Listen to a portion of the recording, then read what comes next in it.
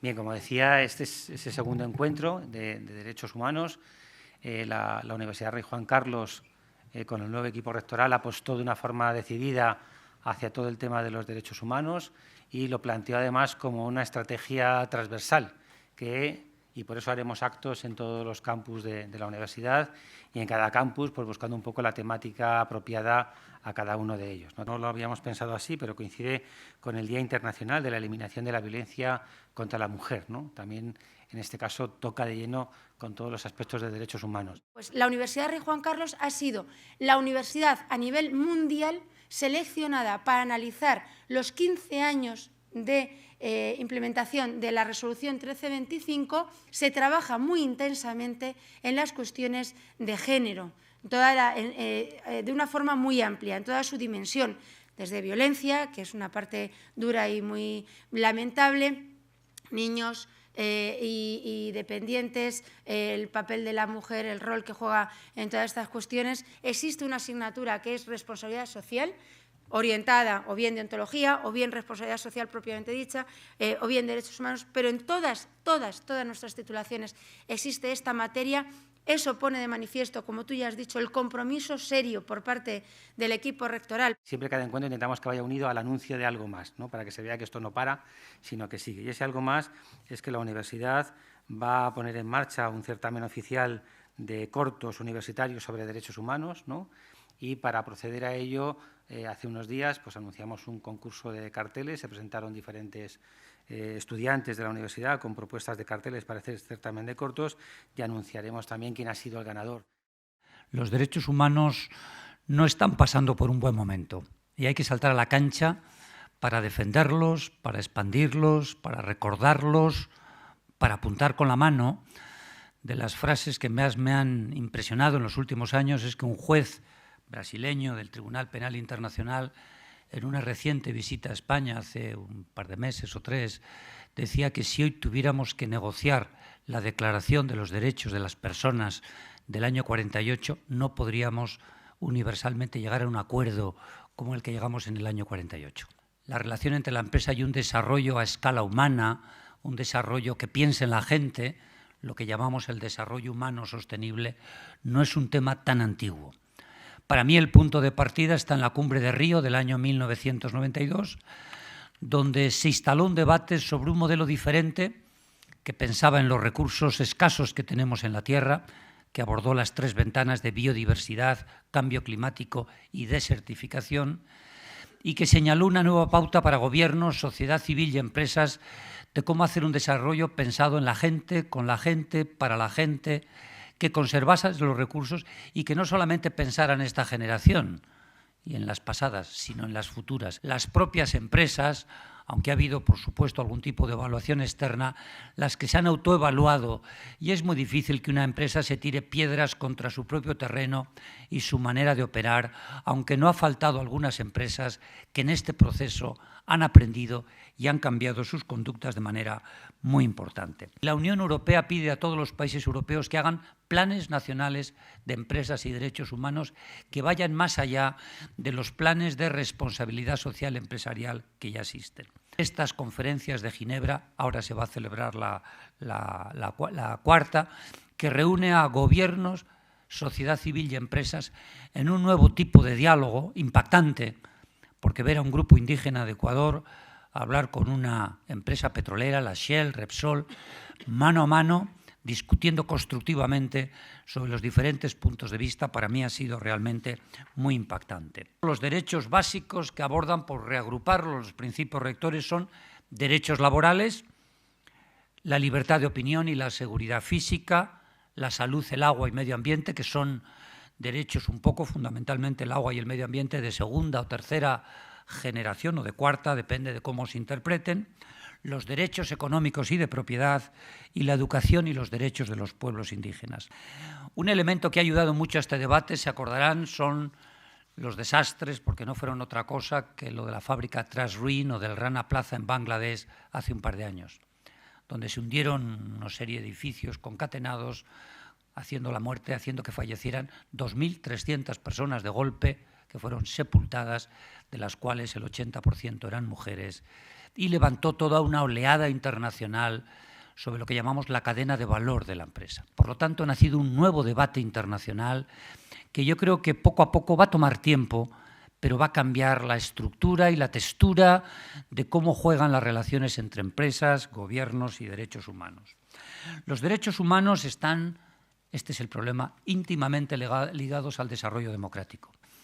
Este es el problema, cómo se está fabricando en la cadena de valor, si se están respetando derechos humanos que consideramos adquiridos en casi todos los países del mundo. En este momento se está jugando un gran debate entre lo que yo llamo la licencia oficial y la licencia social.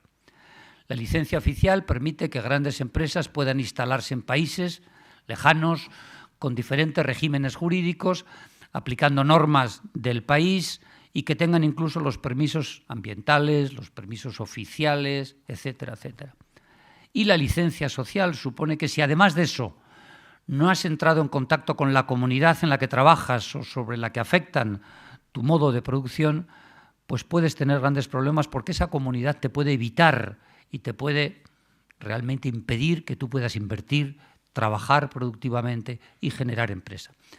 Donde la empresa, desde el mismo modo que hace un estudio económico y financiero para ver si su rentabilidad y su inversión es correcta, tiene que hacer un estudio constante y permanente para ver cómo su accionar afecta a los derechos humanos de la zona, los habitantes, las instancias que están en el terreno donde va a tener que operar.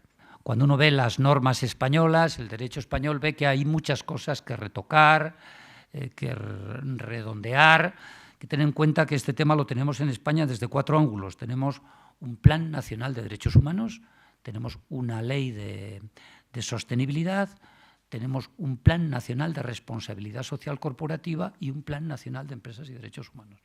Algunos países cortaron y hicieron un solo plan para reunir todos los factores, quizás hubiese sido un camino un poquito más fácil. Este proceso de acercar a las empresas a los derechos humanos no tiene vuelta de hoja, no tiene vuelta de hoja. Y la empresa que no se quiera pasar las pilas lo va a pasar muy mal. La incorporación para la empresa del tema de los derechos humanos va a ser un plus de reputación, de valor y de competitividad. Cuando alguien va a comprar un fondo económico, un fondo va a comprar una empresa, ya de las primeras cosas que está pidiendo son los índices de sostenibilidad, el Dow Jones, el ISO 26000, y esto va a ser en el futuro una cosa absolutamente importante. Cuando miras los índices de sostenibilidad del Deutsche Bank, las 100 empresas que mejor le va, 80 tienen altísimos índices de sostenibilidad y respeto de los derechos humanos. Al proyecto de construcción de una idea de sociedad más justa. Para la empresa lo peor sería que la gente devuelva los teléfonos, que el paro sea masivo, que la gente no pueda pagar sus mensualidades. Por lo tanto, el momento es el más propicio. Muchas gracias. Nacemos bajo la inspiración del Acta de Helsinki, de ahí el nombre de nuestra institución. Este Acta de Helsinki lo que promovió fundamentalmente es la defensa de los derechos humanos en todo el ámbito de la OSCE, que es desde Vancouver a Vladivostok, o sea, como si dijéramos todo el hemisferio norte en el año 75, en plena Guerra Fría, que hoy se traduce en otro tipo de acciones hacia la democracia de países que conforman todo el hemisferio norte, ¿no? El de España, Helsinki, España, nació con una vocación formativa de educación de derechos humanos y centrada en el ámbito universitario. Este plan de trabajar las universidades en el ámbito de los derechos humanos en el año 92 era un poquito más novedoso de lo que es ahora y mucho más habiendo ido a la decana hace un momento, decir que ya esta facultad y la universidad está desarrollando acciones transversales de formación en derechos humanos, ¿no?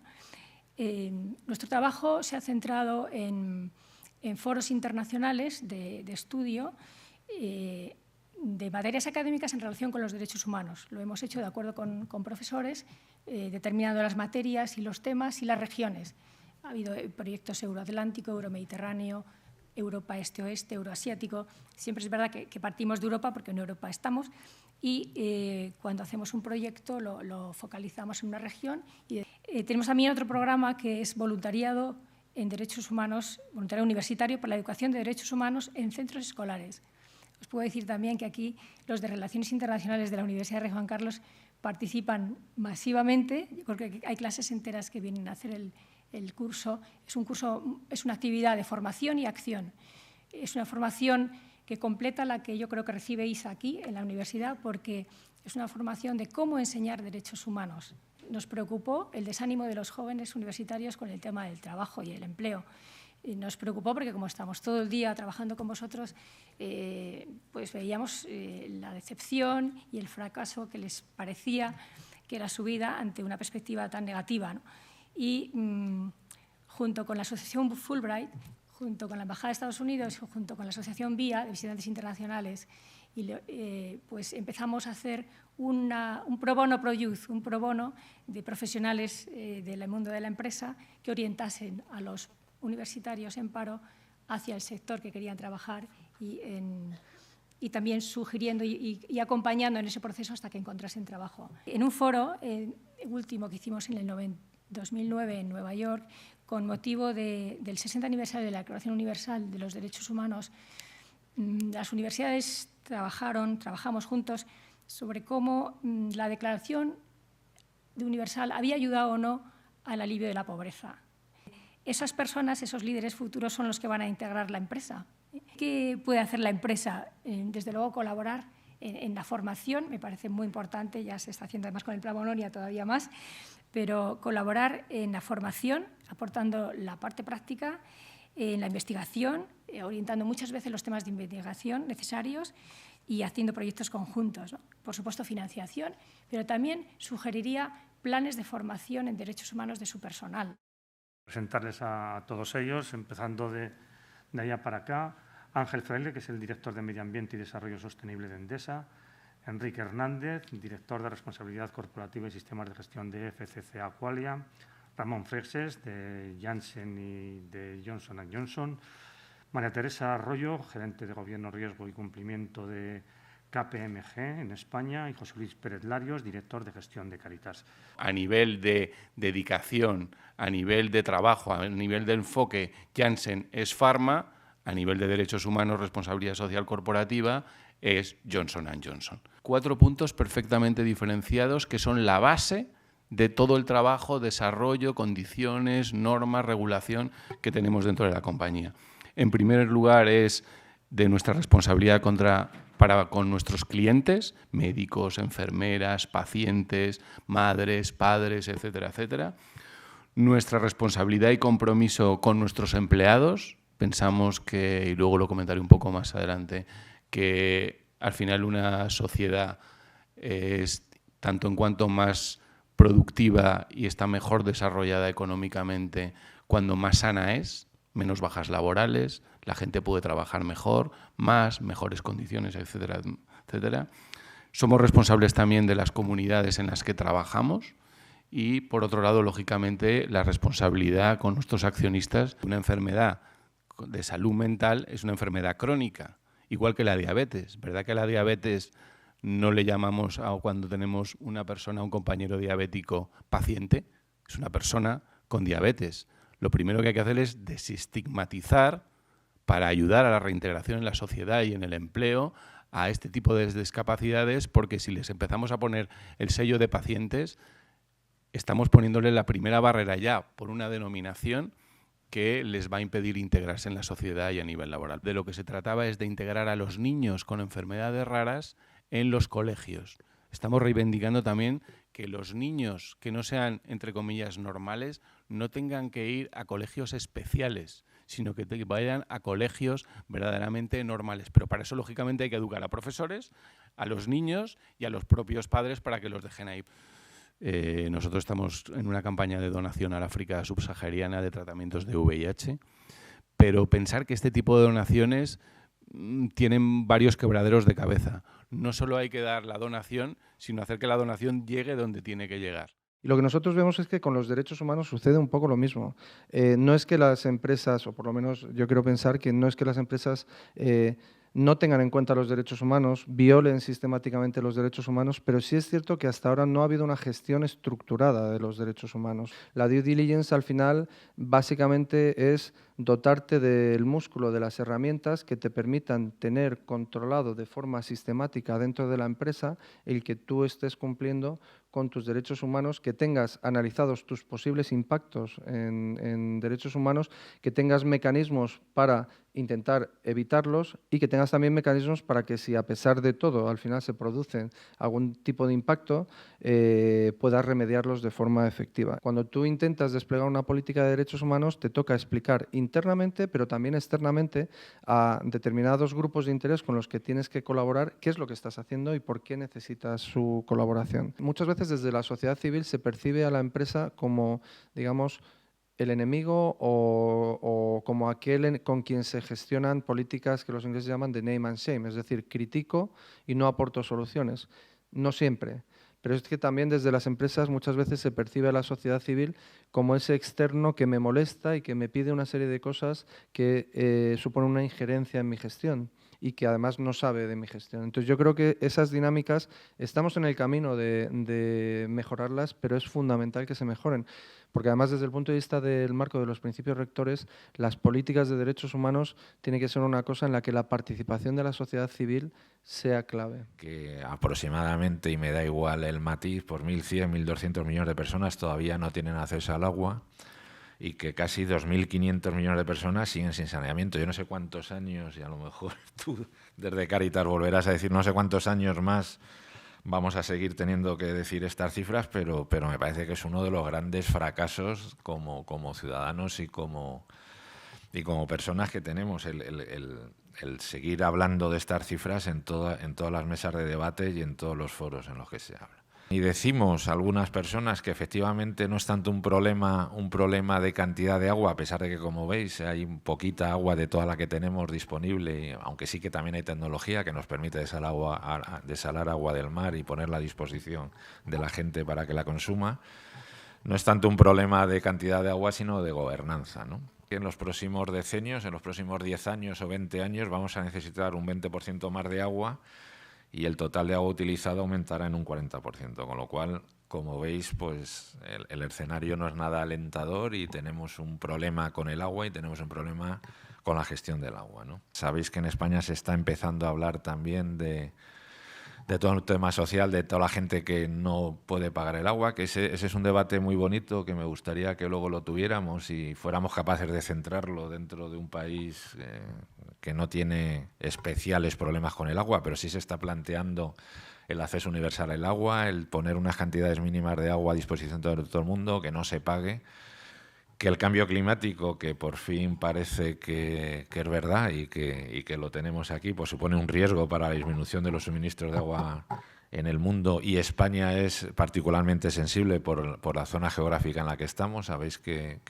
en España subirá el nivel del mar lo suficiente para que muchas de las zonas costeras se queden inundadas, y que debemos de asegurar de que el agua sigue siendo un catalizador de cooperación y sobre todo la importancia que además nosotros estamos dando a seguir financiando abastecimientos de agua y obras que nos permita no tener infraestructuras tan obsoletas como las que empezamos a tener en España, y aumentar la financiación pública y sobre todo hacer que el sector privado entremos también, que de hecho lo hacemos a través de las concesiones, a formar parte de toda la parte económica que necesitamos para que las infraestructuras cubran los objetivos que decimos, ¿no? Con la Declaración Universal de los Derechos Humanos, que ya se ha mencionado, esta Carta Magna, por si no lo habéis leído, son 30 artículos, ¿vale? Cuando hablamos de derechos humanos estamos hablando de 30, más uno desde el reconocimiento del derecho humano al agua, que es el más reciente, que ahora es hace 3 años. Después estaríamos hablando también del Pacto Internacional de Derechos Económicos, Sociales y Culturales del 76, así como el Pacto Internacional sobre Derechos Civiles y Políticos. Y también se ha mencionado en todas las ponencias anteriores, porque bueno, en realidad yo creo que es el hito también más, no solo el más reciente, sino el más revolucionario por las implicaciones que tiene, ¿no? Los principios rectores para empresas y derechos humanos, que es el famoso informe Ruggie. Cuando hablamos de derechos humanos también, y decimos, ¿esto qué tiene que ver con las empresas, ¿no? Pues estamos hablando de cuestiones que, bueno, las empresas tienen que ganar dinero, punto, para eso han sido creadas. Pues bueno, estamos hablando de que los derechos humanos también recogen estos elementos fundamentales de la OIT, ¿no? Estamos hablando de la libertad de asociación, como mencionábamos antes, negociación colectiva, no discriminación, trabajo infantil, trabajo forzado. Estos son derechos humanos también. Y, por supuesto, más allá de nuestras fronteras, ¿no? Esto es un tema recurrente también que hemos visto pues bueno, actualmente de las mayores compañías de nuestro país, gran parte de la facturación ya se produce fuera de nuestras fronteras. Por lo tanto, la responsabilidad la tenemos que mirar más allá de España. Y además los inversores lo demandan. Quizá me voy a detener un poquito más en este punto, más adelante, porque es uno de los temas que se han tocado más superficialmente, pero aquí existe una presión interesante que creo que está moviendo a la acción a muchas compañías también. Los inversores lo demandan. Esta es una cuestión que también quería detenerme quizá un poquito más, porque tenemos un ejemplo, o varios ejemplos, de dónde está la presión también en este momento. Se ha hablado de los consumidores. Como consumidores tenemos la responsabilidad, incluso el poder, de hacer que las compañías cambien. Podemos decidir dónde no comprar. Yo sospecho, si una camiseta vale 1 euro, lo que hay detrás no me da mucha confianza para pensar de qué forma se ha hecho esa camiseta, ¿no? Pero también tenemos a los inversores institucionales, que son los que están diciendo a las compañías, voy a desinvertir en tu compañía como no te pongas las pilas y hagas las cosas mejor. Porque como inversor lo que quiero es que seas una compañía responsable y que me garantices una sostenibilidad económica en el largo plazo. Si haces las cosas mal, en el corto plazo puede que tengas una crisis reputacional y tus acciones bajen el precio en bolsa. Con lo cual yo voy a hacer lo posible porque hagas las cosas bien. En este momento, el Fondo Noruego del Petróleo está investigando algunas compañías sobre sus prácticas y la verdad es que tienen un impacto enorme. Cuando sale la ministra de Finanzas noruega diciendo Walmart, no quiero tus acciones, en ese momento el precio de las acciones de Walmart cae en picado. Con lo cual, este es uno de los drivers o estímulos más importantes que estamos encontrando también en las compañías multinacionales, ¿no? A la hora de querer respetar los derechos humanos. O sea, que estamos hablando también de un factor de competitividad y de valor para el accionista y para los inversores. Como consumidores tenemos la responsabilidad, incluso el poder, de hacer que las compañías cambien. Podemos decidir dónde no comprar. Yo sospecho, si una camiseta vale 1 euro, lo que hay detrás no me da mucha confianza para pensar de qué forma se ha hecho esa camiseta, ¿no? Como inversor, lo que quiero es que seas una compañía responsable y que me garantices una sostenibilidad económica en el largo plazo. Si haces las cosas mal, en el corto plazo puede que tengas una crisis reputacional y tus acciones bajen el precio en bolsa. El fondo de pensiones de los funcionarios, por ejemplo, o de los profesores, como son, por ejemplo, Calvert o CalPERS de California, que tienen un impacto enorme sobre las políticas de las compañías.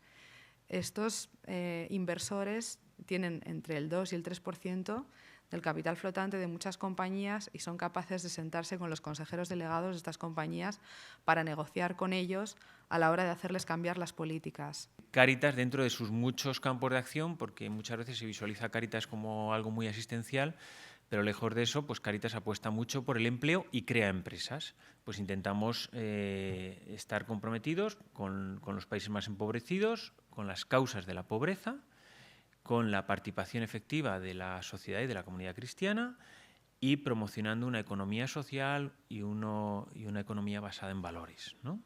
Buscando siempre intentar identificar las causas de la pobreza, formar y sensibilizar a la sociedad, o sea, ir a las fuentes.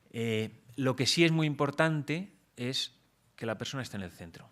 Y yo creo que este es un criterio de discernimiento para Cáritas y para las empresas.